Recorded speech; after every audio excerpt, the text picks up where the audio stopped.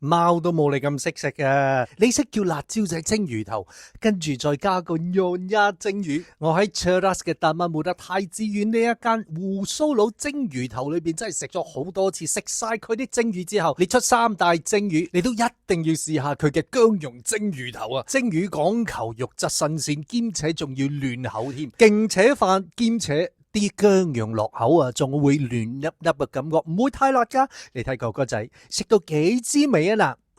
是好吃的。當然呢個地方適合食餐家常便飯，除咗蒸魚頭之外，你仲可以試埋佢嘅呢個扣肉啊。因為我去咗3次，我先食到呢個扣肉，好早就賣晒噶啦。肥瘦均勻，又係一道送飯嘅最佳選擇。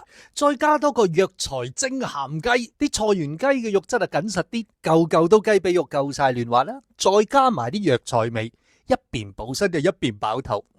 呢個應該就係家常便飯，大家食得最開心嘅時間。你睇啊，一啲都冇蝕俾個胡鬚佬啊，清晒啲薑蓉，係爭啲魚骨我唔吞啫，汁都飲埋佢。我問你死未？美人照鏡，中意食清蒸魚頭嘅朋友，記得去 Cheras 太子苑試下啦喂。